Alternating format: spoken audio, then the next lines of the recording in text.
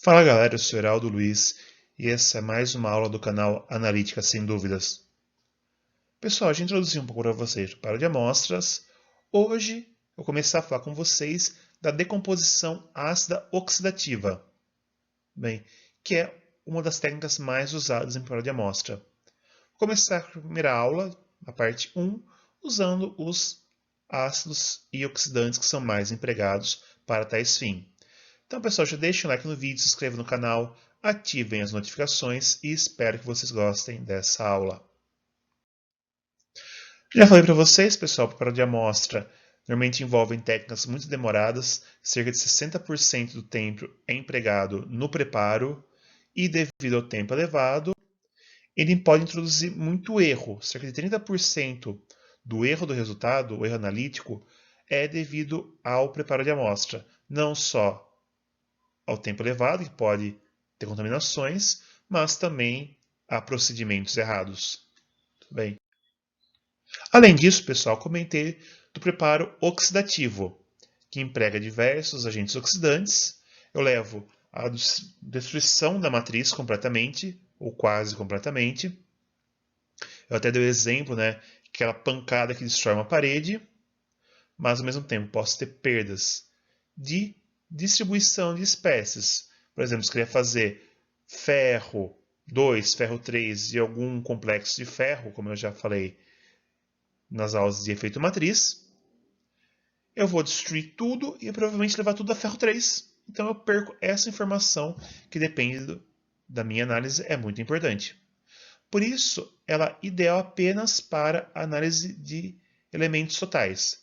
Então eu quero saber quanto tem o total de ferro. Tudo bem. Se eu quero saber quanto é ferro 2, quanto é ferro 3, já não posso usar um preparo oxidante. Tudo bem? A decomposição ácida oxidante, ela emprega substâncias oxidantes, normalmente são ácidos inorgânicos, por isso que é ácida oxidante.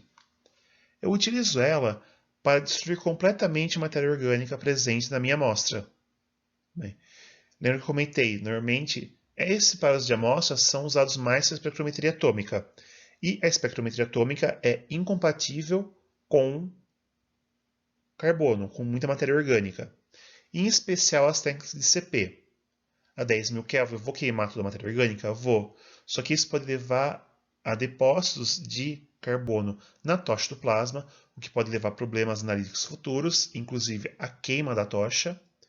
E no caso específico de CPMS, os cones de captura de íons podem acabar entupindo, restringindo o diâmetro de entrada, diminuindo a quantidade de íons que pode chegar à amostra. Além disso, ele altera totalmente as reações no plasma, deixando até o plasma instável em alguns casos. Tudo bem? E pessoal, além dos ácidos, deve ter uma fonte de energia externa para acelerar o processo, que ela pode ser tanto aquecimento, quanto energia ultrassônica, ou até mesmo radiação ultravioleta. Mas isso é assunto para a próxima aula. Pessoal, muita atenção, eu vou sempre falar o termo decomposição e não digestão, como muitas vezes usam. Por quê? Decomposição, pessoal, é realmente a destruição da matéria, da matriz, por substâncias oxidantes. Agora, quando eu falo em digestão, eu estou realmente usando processos enzimáticos.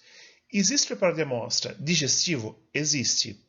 Durante o meu mestrado, eu li um artigo para análise de arsênio em arroz, no qual, entre outras substâncias, entre diversas etapas de preparo, uma das etapas era a adoção de amilase.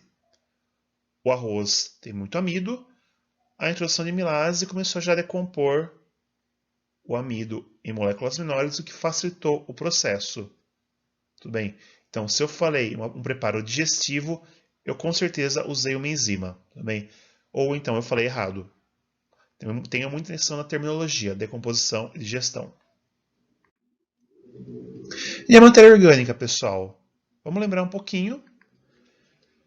A matéria orgânica sempre tem carbono, hidrogênio e quase sempre oxigênio. E eventualmente vai ter nitrogênio, fósforo, enxofre e halogênios. Tudo bem? Eles são ligados normalmente por ligações covalentes. E a polaridade dos compostos orgânicos é muito variada. Temos compostos extremamente polares, que são até hidrossolúveis, até compostos completamente apolares, que não dissolvem nem um pouco em água. Qual o problema? Os ácidos inorgânicos são feitos em soluções aquosas, a maioria deles. E as técnicas atômicas normalmente envolvem soluções aquosas. Então, é muito importante utilizar essa composição para compatibilizar a matriz. Eu já falei isso na avaliação do efeito matriz, lembra?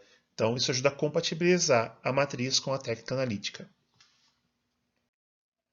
Apenas como curiosidade, pessoal, o que acontece com a matéria orgânica? Normalmente, o carbono oxida para gás carbônico.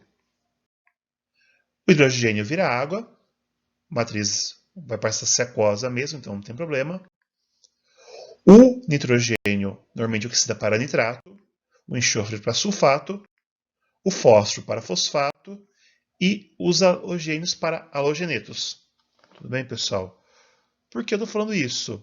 Existem provas de amostras para determinação, por exemplo, de nitrogênio total, no qual no fim determina nitrato. Assim como enxofre, eu vou determinar sulfato, fósforo vai ser lido como fosfato e os halogênios como halogenetos. Tudo bem? Então, alguns provas de amostra têm esse objetivo, esses elementos virarem esses íons aqui para serem determinados.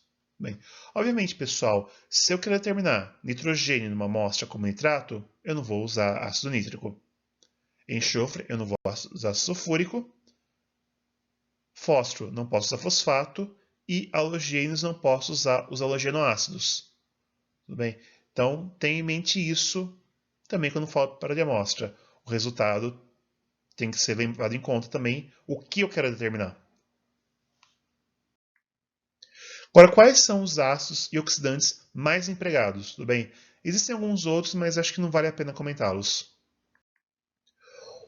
O primeiro, para trazer para vocês, que é o mais empregado, é o ácido nítrico. Lembrando que o ácido nítrico concentrado é uma solução aquosa de cerca de 68% massa-massa. O ponto de ebulição dele é 120 graus e meio, mais ou menos, tá, pessoal? Por quê? Lembra, eu sempre vou usar algumas vezes aquecimento, e isso é importante ter noção do ponto de ebulição dos ácidos. Ele é um forte agente oxidante, todo mundo conhece, e ele destrói praticamente toda a matéria orgânica. E o interessante para técnicas atômicas é que ele é compatível com todas as técnicas atômicas. Todas as técnicas atômicas aquosas utilizam o ácido nítrico no preparo tanto dos padrões quanto das amostras. Então, ele é muito legal por causa disso. Além disso, na decomposição do ácido nítrico, formam espécies que não emitem nem absorvem na região analítica das técnicas tanto de emissão quanto de absorção atômica. E o principal, todos os nitratos e metais são solúveis, sem exceção. Ou seja, com certeza a presença de ácido nítrico vai favorecer a solubilização em fase aquosa dos meus analitos, que são todos íons metálicos. Tudo bem? Outro ácido muito empregado é o ácido clorídrico, pessoal. Lembrando que concentrado ele tem concentração de cerca de 37% massa-massa. Sempre vamos empregar os ácidos concentrados nas técnicas de decomposição, tudo bem? Salvo raras exceções. O ponto de ebulição da solução de ácido clorídrico é 108,6 graus Celsius. Tudo bem, lembrando, pode ter etapas de aquecimento. Ele é chamado de agente não oxidante. Bem, ele não tem capacidade de oxidar nada. Só que ele é o mais indicado para dissolver metais, salvo uma outra exceção, carbonatos, sulfetos e óxidos. Mas, Geraldo, se não for de matéria orgânica, sim, mas algumas matrizes têm mistura de matriz orgânica com inorgânica. Então, por exemplo, o ácido nítrico vai existir matéria orgânica, pode ficar algum carbonato, sulfeto ou óxido residual, que daí o ácido clorídrico ajuda a decompor. Tudo bem? Por isso, normalmente, a gente não faz só um ácido. É raro a gente não usar misturas nas técnicas de preparo de amostra. Importante lembrar, pessoal, cloretos de prata, chumbo e mercúrio 1 são insolúveis. Então, se eu tiver esse analítico na minha matriz, tem que tomar muito cuidado com a utilização do ácido clorídrico. Além disso, o ácido clorídrico pode fazer perda de cromo na forma de cromo hexavalente. Como assim? Supondo que a minha matriz tenha cromo e seja meu analito, o ácido nítrico, por ser um oxidante forte, pode forçar a oxidação para cromo hexavalente, o íon cromato, por exemplo. O íon cromato reage com o ácido clorídrico formando esse composto aqui, o cloreto de cromilo, que é um composto de caráter molecular. Tudo bem, conforme essa reação aqui. Então, o cromo faz uma ligação dupla com 2 oxigênios e uma simples com 2 cloros, formando uma estrutura tetraédrica. Bem, todas ligações covalentes. Qual o problema? Esse composto é muito volátil. Ponto de ebulição, muito não, mas o ponto de ebulição dele, 116,5 graus Celsius.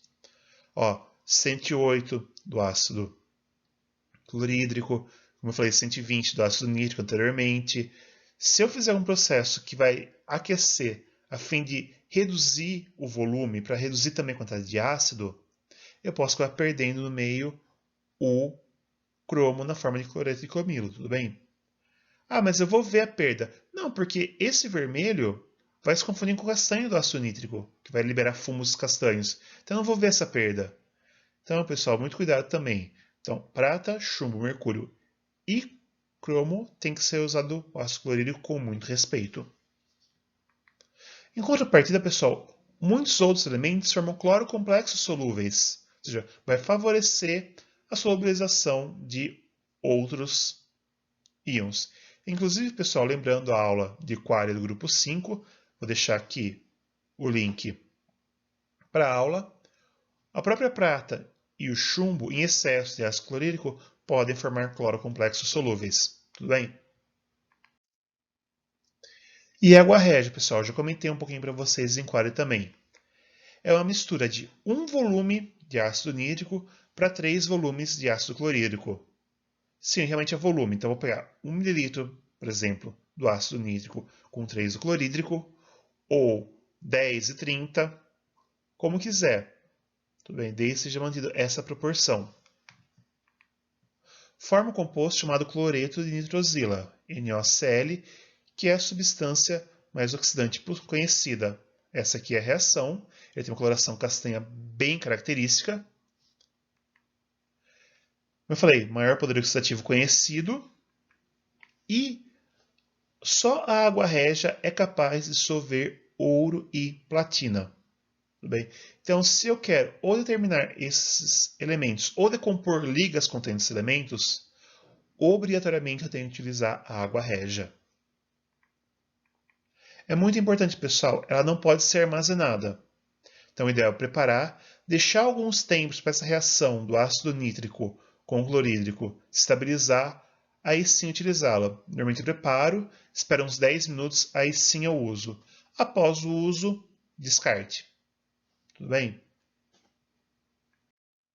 Existe agora a água régia invertida, que eu vou usar 1 volume do clorídrico para 3 do nítrico. Mas espera aí, você falou que é importante a proporção? Sim.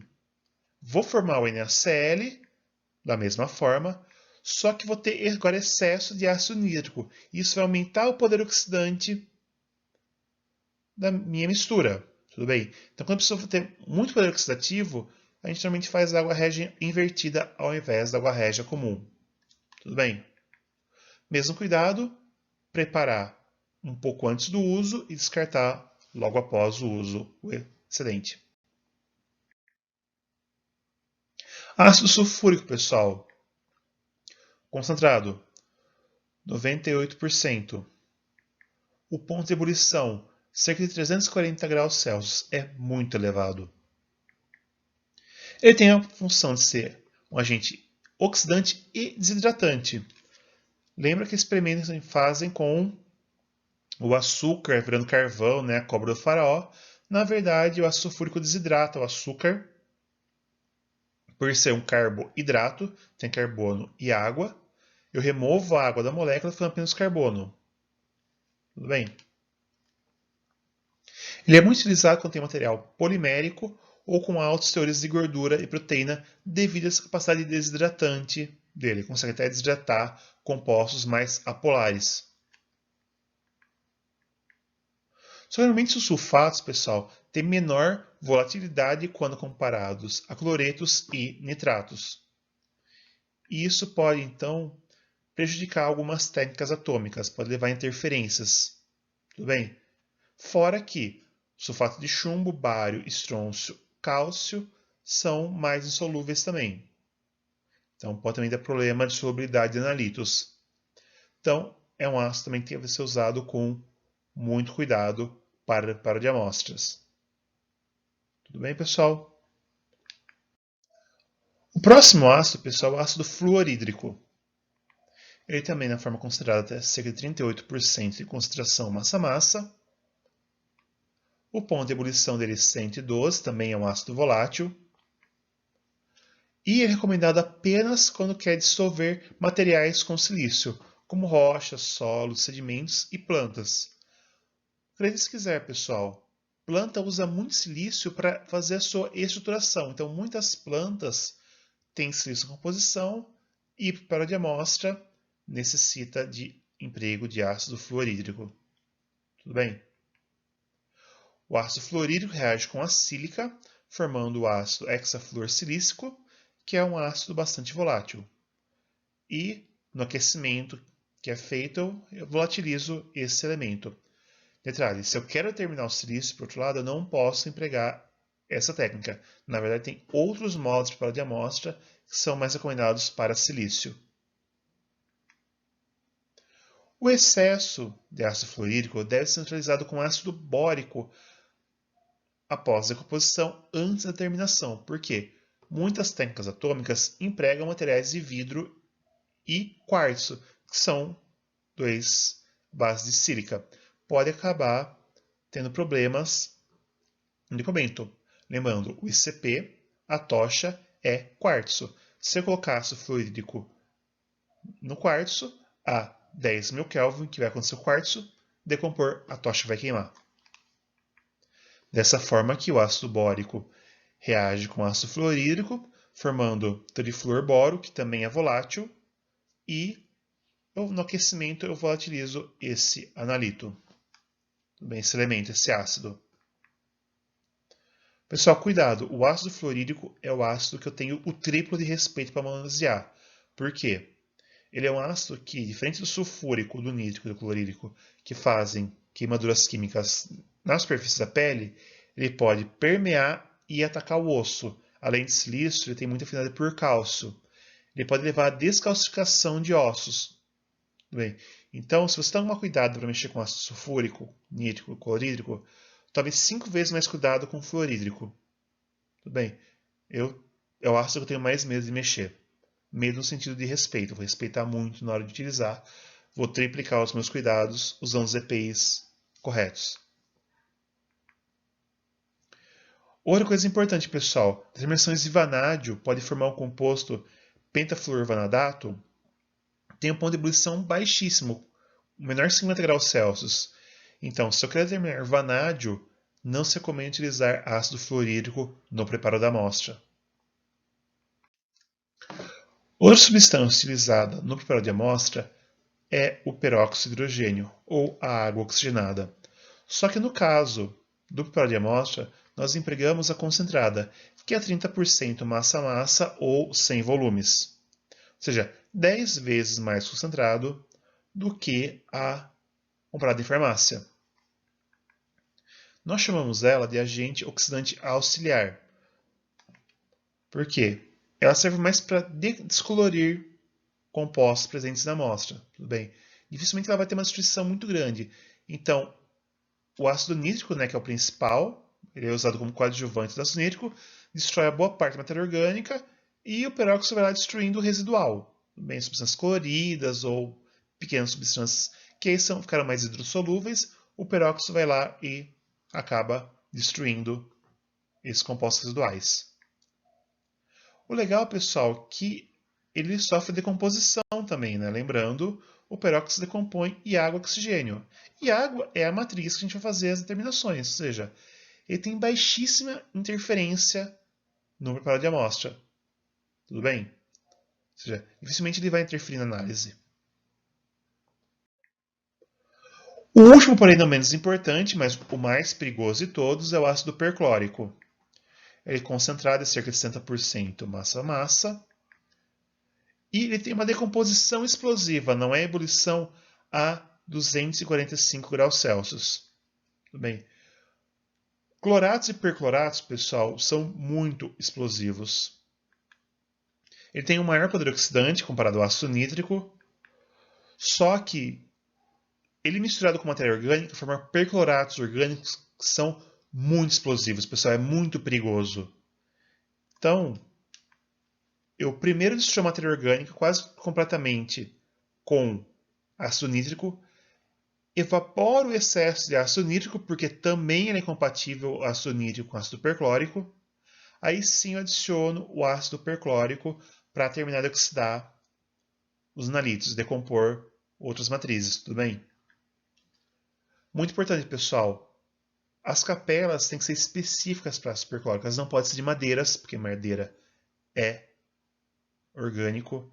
Normalmente elas são de materiais mais resistentes, elas têm que ficar correndo um filme de água na superfície, constantemente renovando, para não ter contato direto do vapor ácido com o material da matriz, né, da capela. Isso também pode ter problema, pode ter formação de percloratos. Bem, então ele tem que ser usado com extremo respeito. Ácido perclórico é muito complicado.